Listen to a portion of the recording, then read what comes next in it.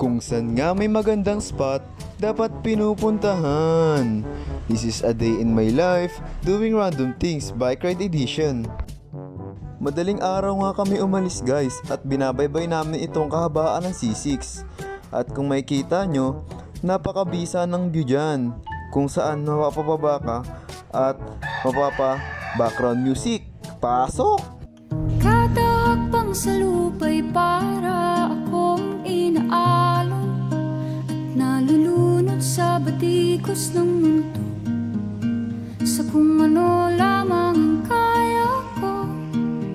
Tapos na nga pala naming baybayin ang kahabaan ng C6 at andito kami ngayon sa Taytay Rizal. Tadaanan na nga namin ang SM City Taytay at pabidyo-bidyo pa dyan si Kuya, pasigat ka boy!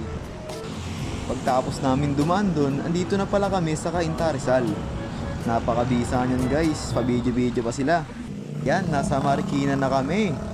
Update na lang namin kayo guys pag na-aksidente na kami.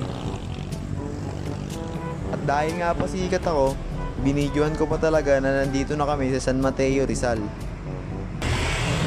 Kita nyo ba yan guys, yung bundok na yan? Akakatin namin yan. At kahit wala nga kayong pake, andito na kami sa Rodriguez Rizal. Napakahamog nga dyan guys. Kala lang pala namin hamog yan pero usok lang yan guys. At habang napadyak kami guys, napansin namin na puro bundok na pala na nasa paligid namin. Napakabisa nga ng view dito guys habang napadyak. Dahil pasikat kami, huminto muna pala kami dito guys para mag picture.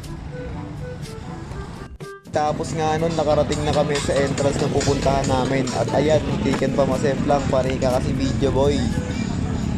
So ayan na nga, nakapasok na kami guys. Kung makikita nyo, pa-video pa ako dyan. Kunyari vlogger tayo dyan. Nag-hike nga lang kami ng onte para makarating dito sa pupuntahan namin.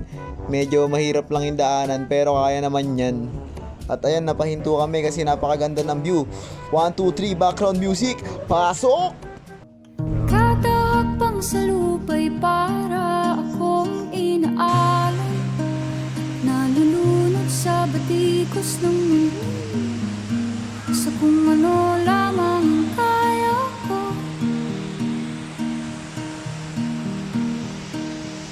Dito nga pala kami lalangoy guys, napakabisa talaga. At di ko na pala na video kung gaano kagaling lumangoy. At kung makikita nyo, nakain kami kasi di ko rin alam eh.